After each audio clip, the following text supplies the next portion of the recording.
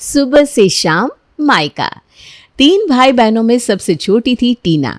Mummy papa ने तो उसको बचपन से ही एक छोटी गुड़िया की तरह ही लाड़ प्यार से बड़ा किया, लेकिन उसकी भाभी और जीजा भी उसे उसके भाई बहनों जितना ही प्यार किया करते थे। गुजरते समय के साथ टीना की उम्र तो बढ़ रही थी, लेकिन बचपना था कि उसे छोड़ ही नहीं रहा था। 23 साल की उम्र में टीना के लिए पुनीत नाम के एक लड़के का रिश्ता आता है। देखिए जी, रिश्ता तो मुझे जच रहा है।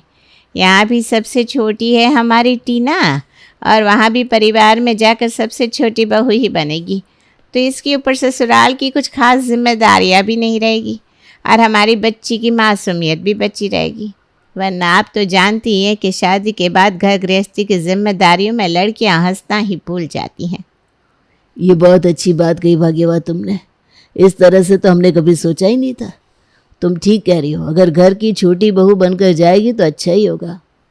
टीना दिखने में खूबसूरत तो थी, पढ़ी लिखी भी थी, इसलिए जब पुनीत के घर वाले उसे देखने आते हैं तो एक नज़र में ही टीना उन्हें भा जाती है। देखिए बहन जी, हम कुछ छिपाना नहीं चाहते, लेकिन घर में सबसे छोटी होने के कारण लाडली रही है टीना। घर की ज़्यादा जिम्मेदारियां तो हमने कभी उसे सौंपी ही नहीं, इसलिए घर परिवार चलाने के मामले में ना थोड़ी अनाड़ी है अभी। अरे आप फिक्र क्यों करती हैं बहन जी, शादी के बाद लड़कियां धीरे धीरे सब सीख जाती हैं, और हम उन सासों में से नहीं है जो शादी के बाद पहले दिन से ही बहू को किचन में झोंक देती हैं। घर में बड़ी बहू है, मेरी बेटी है, और मैं भी तो हूँ। अरे सब मिलकर सिखा देंगे टीना को, आप बिल्कुल निश्चिंत रहिए। जितने प्रेम से दुल्हन बनाकर ले जा रहे हैं उतने ही प्यार से रखेंगे आपकी बेटी को। टीना की सास की बातें सुनकर टीना और उसकी माँ बहुत खुश हो जाते हैं। उनकी बातें सुनकर अब शक की कोई गुंजाइश रह ही नहीं गई थी, इसलिए जल्द ही टीना और पुनीत का रिश्ता पक्का हो जाता है और टीना दुल्हन बनकर पुनीत के यहाँ पहुँच जाती है। देखो बड़ी बहू, टीना उम्र और अनुभव में छोटी है तुमसे, कभी किसी बात के लिए बहस मत करना उससे। प्रेम से मिलकर चलने से ही परिवार चला करते हैं, समझ रही हो ना?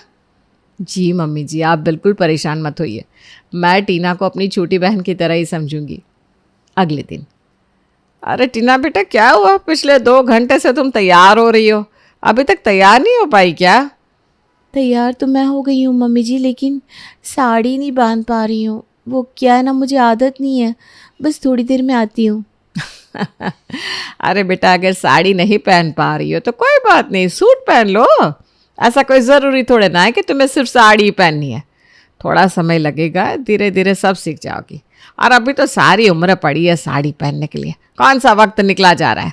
तुम जाओ फटाफट अच्छा सा सूट पहन लो और आ जाओ, बाहर मुंह दिखाए के लिए सब तुम्हारा इंतज़ार कर रहे हैं। टीना एक अच्छा सा सूट निकाल कर पहन लेती है और बाहर आकर बैठ जाती है। वाह भाभी वाह, मानना पड़ेगा आपको। शादी को 1 ही दिन हुआ है और आपने उसे मनमाने कपड़े पहनने की छूट भी दे दी। ज़्यादा छूट मत दीजिएगा, नहीं तो बहू हाथ से निकल जाएगी। ऐसा क्यों कह रही हैं दीदी आप? ऐसा कुछ नहीं होने वाला, और हमारे घर की बहू है टीना, कोई कैदी थोड़े ना है जो यहाँ आने के बाद यहाँ की यूनिफॉर्म पहन कर रहेगी। बुरा मत मानिएगा बुआ जी, लेकिन सूट पहनना कौन सा बहुत बड़ी बात है। आजकल तो एक से बढ़कर एक वेस्टर्न ड्रेस पहन रही हैं शादीशुदा लड़कियां, और मम्मी जी ने मुझे सूट पहनने के लिए परमिशन देकर कौन सा बहुत बड़ा काम कर दिया। मेरी मम्मी के बारे में जानती हैं, उन्होंने मेरी भाभी को जीन्स पहनने की भी परमिशन दे रखी है। कोई रोक टोक नहीं है मेरे घर में, जो मन में आता है वही पहनती है भाभी। अरे सास हो तो मेरी मम्मी जैसी। बहू के मुंह से ऐसी बातें सुनने के बाद टीना की सास को अच्छा तो नहीं लगता। मैंने इसे सूट पहनने की परमिशन दे दी, सोचा तो यही था कि बहू मेरे बारे में कितना अच्छा सोच रही होगी, उसे यही लगेगा कि कितने खुले विचारों वाली सास है। लेकिन ऐसा देखो, मेरा किया तो कुछ है ही नहीं इसके लिए। टीना की सास शीला ने अपनी तरफ से तो इस रिश्ते की शुरुआत अच्छी ही करनी चाहिए थी, लेकिन जाने अनजाने में मन में एक गांठ तो पड़ ही गई थी। कुछ दिन बाद सुबह के 8 बजे। अरे टीना, तुम अभी तक तैयार नहीं हुई? बस 5 मिनट और, तैयार हो ही रही थी। अच्छा तैयार हो जाओ, उसके बाद ये लो तुम्हारा नाश्ता, मैं रूम में ही ले आया। भाभी ने नाश्ता बनाकर तुम्हारे लिए कमरे में ही भिजवा दिया है। एक बात कहूँ तुमसे, तुम बहुत लकी हो जो तुम्हें भाभी जैसी जेठानी मिली है, वरना आमतौर पर ना इन बातों पर घर में झगड़े हो जाया करते हैं। देखा जाए तो रिश्ते में वो तुमसे बड़ी हैं, फिर भी वो तुमसे पहले उठती है और नाश्ता बनाकर कमरे में भिजवा देती है। तुम ही बताओ, कोई और जेठानी करेगी क्या ऐसा? मान रही हूँ कि आपकी भाभी अच्छी है, लेकिन अभी आप मेरी भाभी के बारे में नहीं जानते। उनके जैसा ना दूसरा कोई हो ही नहीं सकता। मुझे कभी पानी का एक गिलास तक नहीं उठाने दिया मेरी भाभी ने। पुनीत को टीना का इस तरह अपनी भाभी के साथ बड़ी भाभी का कंपैरिजन करना बिल्कुल अच्छा नहीं लगा। पता नहीं किस मिट्टी से बनी है ये लड़की। कोई इसके साथ कितनी भी अच्छाई कर ले, लेकिन ये सुबह से लेकर शाम तक मायका मायका ही करती रहती है। आज तो इसकी ये बातें माँ और भाभी बर्दाश्त कर रहे हैं, लेकिन कल को मुझे डर है कि इन्हीं बातों के कारण घर में झगड़े होने ना शुरू हो जाए। कुछ दिन बाद, टीना बेटा आज शालिनी आ रही है। वो तुम्हारी शादी के समय मुंह दिखाए में कुछ दिया नहीं था ना उसने, तो तुम्हारे लिए गिफ्ट लेकर आएगी। दोपहर होने तक टीना की ननद शालिनी अपने मायके पहुंच गई थी। टीना बेटा, अगर खाने पीने का काम खत्म हो गया हो तो आ जाओ, शालिनी बुला रही है। सास के बुलाने पर टीना हॉल में आकर बैठ जाती है। ये लो टीना, मेरी तरफ से ये डायमंड की रिंग तुम्हारे लिए, तुम्हारी मुंह दिखाई। पसंद आई कि नहीं? हाँ हाँ ठीक ही है, लेकिन एक बात बताऊँ आपको, मेरी दीदी ने जो वेडिंग गिफ्ट में सेट दिया ना उसका तो कोई मुकाबला ही नहीं कर सकता। इसके सामने तो क्या डायमंड क्या प्लेटिनम, सब फेल है। टीना बहू, ये क्या बात हुई? शालिनी इतने प्यार से तुम्हारे लिए डायमंड की रिंग लेकर आई हो और तुम हो कि बस अपनी बहन की तारीफों के पुल बांधने में लगी हुई हो। टीना बहू, तुम अपने कमरे में जाओ। टीना के जाने के बाद, अरे भाग्यवान, छोड़ो ना, क्यों बात का बतंगड़ बना रही हो? टीना अभी बच्ची है, लेकिन तुम तो समझदार हो। बातों को आगे बढ़ाने की बजाय उनको ख़त्म करने की आदत डालो। आप तो मुझे ऐसे कह रहे हैं जैसे मैंने ये बात शुरू की हो। मैं पूछती हूँ, आपकी बहू के लाड़ प्यार में कौन सी कमी छोड़ रही हूँ मैं? अपनी तरफ से तो सब कुछ अच्छा ही कर रही हूँ ना उसके साथ। लेकिन आपकी बहू रानी तो दिन भर बस अपने मायके की माला जपती रहती है, सुबह से लेकर शाम हो जाती है। लेकिन मजाल है इस लड़की के मुंह से ससुराल में किसी के बारे में एक अच्छी बात निकल जाए। कभी अपनी माँ की तारीफ करती है, कभी अपनी बहन की, तो कभी भाभी की। अब बिल्कुल ठीक कह रही है मम्मी। ये बात तो मैं भी पिछले कई दिनों से नोट कर रहा हूँ, लेकिन मैं भी बस यही सोचकर चुप था कि अभी नई नई शादी है, कुछ भी कहने का मतलब नहीं, बात कहीं हाथ से ना निकल जाए। आपको पता है, मैं तो बहुत एहसान मानता हूँ भाभी का कि वो टीना के साथ इतनी शांति से पेश आ रही हैं और अपना रिश्ता निभाने की कोशिश कर रही हैं। इतने दिन हो गए हमारी शादी को, लेकिन अभी तक भी भाभी ने टीना के ऊपर घर की कोई जिम्मेदारी नहीं सौंपी। अगर घर में 10 काम होते हैं ना, तो टीना मुश्किल से ही किसी 1 या 2 काम में हाथ लगाती है। बाकी के 8 काम तो अभी भी भाभी अकेले ही कर रही हैं। उसके बाद भी कभी भी भाभी ने टीना या मुझे देखकर मुंह टेढ़ा नहीं किया। वो तो हमेशा ही टीना को अपनी छोटी बहन की तरह प्यार करती हैं और अच्छी तरह से बातचीत करती हैं। और दूसरी तरफ टीना है, जिसे भाभी का किया हुआ कुछ नजर ही नहीं आता। जब भी भाभी के बारे में बात करो, वो अपनी भाभी का चिट्ठा लेकर बैठ जाती है और फिर उसके किस्से खत्म होने का नाम ही नहीं लेते। उस शरीर से अपने ससुराल आ जरूर गई है, लेकिन उसका मन अभी भी अपने मायके में ही अटका हुआ है। ससुराल की एक भी चीज़ वो खुले दिल से अपना नहीं रही, उल्टा सब कुछ अपने मायके से ही कंपेयर करने की कोशिश करती है।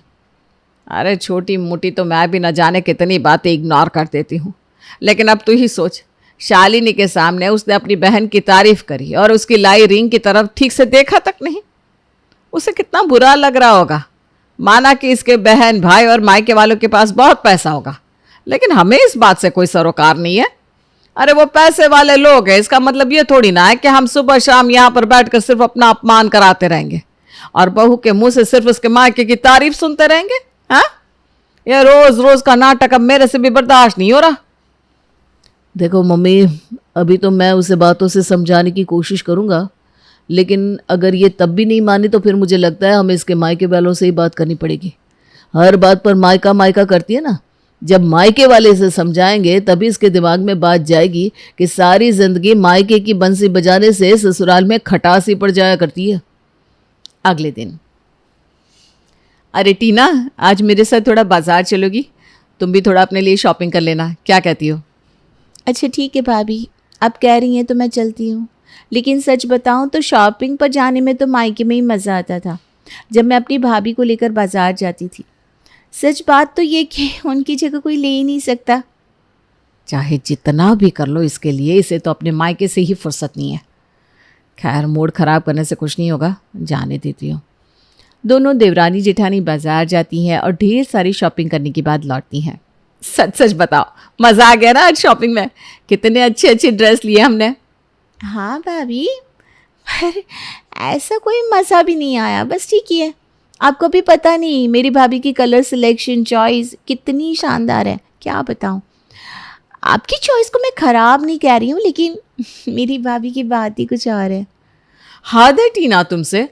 अरे भाई, किस मिट्टी की बनी हुई हो तुम? हर बार तुम्हें अगर अपनी भाभी को ही बीच में लाना है तो ठीक है, आज के बाद मैं तुम्हारे साथ कहीं नहीं जाने वाली। तुम अपनी भाभी को ही ले जाना।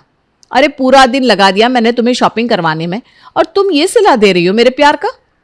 जेठानी के सब्र का बांध आज टूट गया था और फिर वो जी भर के बातें सुनाने के बाद वहां से उठकर अपने कमरे में चली जाती है। अरे लगता है भाभी नाराज़ हो गई, लेकिन मैंने गलत क्या कहा भाई? जो बात है वो है।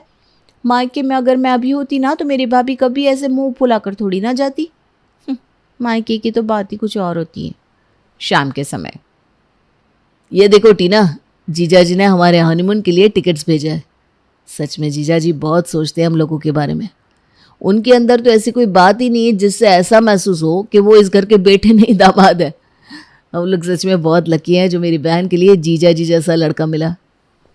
अरे हनीमून का टिकट भेज दिया तो इतनी सी बात के लिए इतनी तारीफ कर रहे हो अपने जीजा की? हाँ ठीक है, दिए होंगे उन्होंने टिकट के पैसे, लेकिन तुम्हें पता नहीं मेरे जीजा जी जैसा दूसरा दामाद हो ही नहीं सकता। मैंने तो आज तक ऐसा कोई देखा ही नहीं। इतने हंसमुख मिलनसार, जिसके साथ बात करें ना उसी को अपना बना लेते हैं। और मेरी शादी में देख लो, आगे से आगे बढ़कर सारा काम करवाया उन्होंने। अरे हमारी मम्मी को तो कभी उन्हें कोई स्पेशल ट्रीटमेंट देने की ज़रूरत ही नहीं पड़ती। पता है क्या कहता है? बेटे जैसा नहीं, बेटा ही हूँ इस घर का मैं। देखो टीना, अच्छी बात है कि तुम्हारे जीजा जी बहुत अच्छे हैं, लेकिन हर बार अपने मायके की बात बीच में लेकर आना और उन्हें सबसे अच्छा साबित करना ज़रूरी तो नहीं होता ना। जो है सो है, इसमें इतना बुरा मानने वाली क्या बात है? अगले दिन फोन पर, कल आपको हमारे यहाँ डिनर पर आना है पुनीत बेटा। देखो मैं कोई बहाना नहीं सुनूंगी, हो सके तो अपने पूरे परिवार को लेकर आइएगा, हमें अच्छा लगेगा। ठीक है मम्मी जी, मैं समय पर पहुंच जाऊंगा। मम्मी के तो आजकल जोड़ों में दर्द रहने लगा है, इसलिए उन्हें नहीं ला पाऊंगा, लेकिन मैं टाइम पर आ जाऊंगा। अगले दिन पुनीत टीना के मायके पहुंच गया था। वहां पर उसके भाई भाभी के अलावा उसकी बहन अपने पति के साथ आई हुई थी। अरे टीना, तुम ये क्या पहनकर चली आई? दीदी ने जो डायमंड का सेट दिया था वो नहीं पहना तुमने? है? कौन सा डायमंड सेट? अरे किसने कहा वो डायमंड था? टीना तूने बता नहीं क्या कि वो सेट बस आर्टिफिशियल था? मैंने 1000 रुपये का लिया था सदर मार्केट से। क्या बात कर रही हो आप?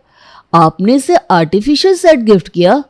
और ये मेरी दीदी की दी हुई डायमंड रिंग को आपके सेट से कंपेयर कर रही थी।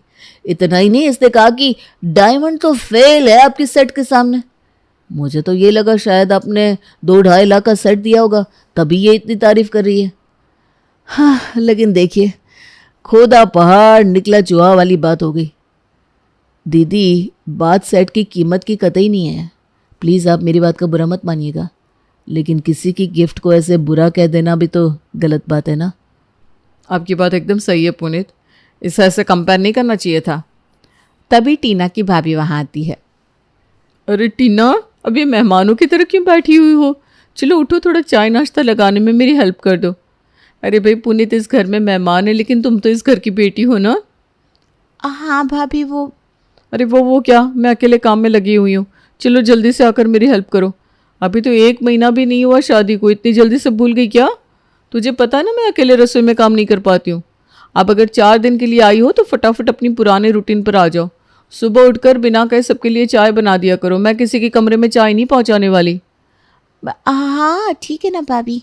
अरे जाने दी इसे, इस बहू की तो आदत ही खराब है, सब पर हुक्म चलाती घूमती है बस। एक ये नालायक बहू आई है और एक मेरे मायके में आई थी। हा, क्या संस्कार थे। मेरी भाभी, मेरी माँ और मायके वालों की इतनी इज्जत करती थी कि क्या बताऊँ। अरे मेरी माँ को तो कभी बिस्तर से उठना भी नहीं पड़ा जब से भाभी शादी होकर आई। मेरे लिए इतना कुछ किया कि अभी भी एक एक बात याद आती है। दीदी दीदी कहते ज़ुबान नहीं थकती थी उनकी। और इसे देख लो नालायक को, बस हर समय जुबान से जहर घोलती रहती है। बस माँ जी बस करिए, एक बार फिर से अपना मायका पुराण मत शुरू करिए। भाई थक गए हम लोग तो। मेरे मायके में ऐसा था, मेरे मायके में वैसा था वाली गप्पे सुन सुनकर। अरे कोई कितना सुनेगा। और आपकी शादी को ना पूरे 32 साल हो गए। गजब है माँ जी, 32 साल से आप बस अपने मायके की रट लगाई हुई है। अब बस रहने भी दीजिए, मुझे मुंह खोलने पर मजबूर मत करिए। सब पता है मुझे आपके मायके वाले कितने पानी में है। टीना, ये तुम्हारी भाभी है? कुछ ज़्यादा ही खतरनाक नहीं है ये? और तुम मेरी देवी जैसी शांत सुशील सौम्य सी भाभी की तुलना अपनी भाभी से कर रही थी? अरे कौन जिठानी देवरानी को रोज रोज पका कर खिलाती है, लेकिन फिर भी मेरी भाभी ने किया ना तुम्हारे लिए। और तुम हो जो बस सुबह से लेकर शाम तक मायका मायका करती रहती हो। अरे पुनीत जी, कोई फायदा नहीं है ये सब कहने सुनने का। जब 32 साल में मम्मी जी में कोई सुधार नहीं आया, आपको क्या लगता है शादी के 32 दिन के अंदर आपकी बीवी सुधर जाएगी? अरे सुबह से लेकर शाम तक मम्मी जी मायका मायका करती रहती है। फिर इससे क्या शिकायत करना। भाभी की बात सुनकर पुनीत को समझ में आ गया था कि ये सुबह से शाम मायके की रट लगाना यानी कि एक खानदानी आदत है भाई, जो इतनी आसानी से नहीं छूटने वाली।